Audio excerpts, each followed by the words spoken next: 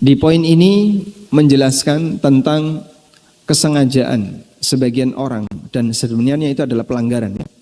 Kesengajaan sebagian orang untuk mencari pendapat yang paling ringan, yang diistilahkan dengan tatabbu ar-rukhas, nyari-nyari rukhsah. Jadi dia melihat ini kan ada perbedaan pendapat, ada yang membolehkan, ada yang melarang. Aku milih yang membolehkan saja. Ini ada dua pendapat, yang satu bilang haram, yang satu bilang makruh. Aku pilih yang makruh saja. Ini ada yang mengatakan wajib, ada yang mengatakan sunnah. Aku pilih yang sunnah saja. Sehingga sengaja dia milih mana yang menurut dia paling ringan. Itu yang disebut dengan tatabbu ar-rukhas. Dan para ulama menegaskan, sengaja memilih yang paling ringan dari sekian perbedaan pendapat, termasuk di antara bentuk mengikuti hawa nafsu.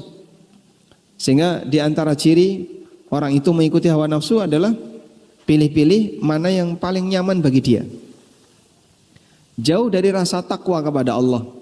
Dan ketika seseorang jauh dari rasa takut kepada Allah, hasilnya nanti ketika terjadi perbedaan, dia akan pilih mana yang kira-kira paling nyaman baginya.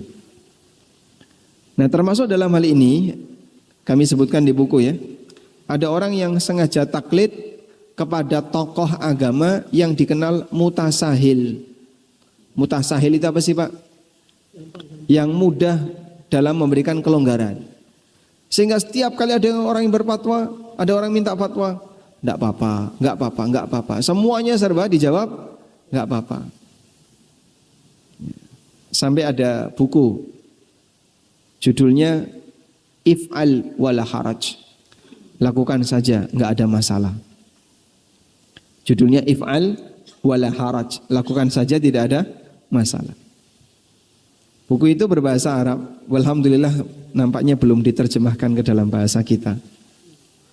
Sebenarnya buku ini mengambil dari fatwa yang pernah disampaikan oleh Nabi SAW berkaitan dengan kegiatan jamaah haji di tanggal 10 Zulhijjah.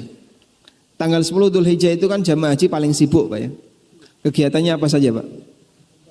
Lempar jumrah Aqabah. Terus yang kedua menyembelih hadyu. Yang ketiga cukur rambut. Yang keempat tawaf ifadah. Dari 4 kegiatan ini ada 3 kegiatan yang utama, yaitu apa? Selain menyembelih hadyu. Karena ada satu jenis haji yang tidak harus menyembelih hadyu, yaitu haji ifrad. Kalau haji tamattu dan haji qiran harus hadyu, sementara ifrad tidak harus hadyu.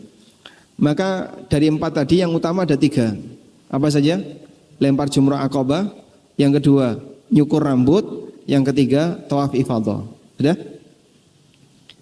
Lalu Nabi SAW ditanya oleh para sahabat, urutan yang paling bagus itu kan lempar jumroh, cukur rambut, nyembelih hadyu, tawaf ifadah.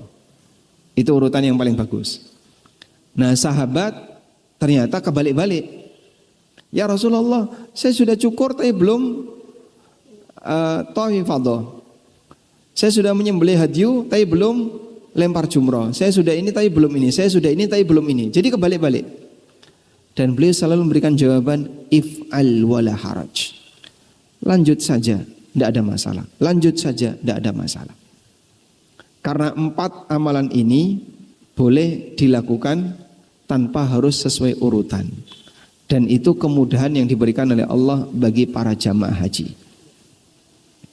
Andai kan harus urut Pak, Masya Allah, mungkin tidak sanggup orang.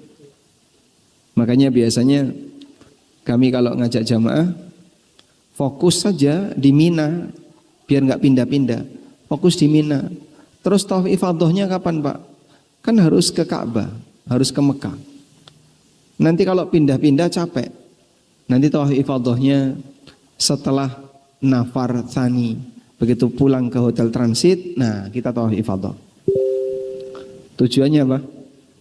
Biar ketika fokus di Mina tidak morak-marik ya, tidak mobat mabit. sehingga dia bisa mabit di Mina, maka tidak terlalu banyak gerakan yang dilakukan, akan menghemat tenaga.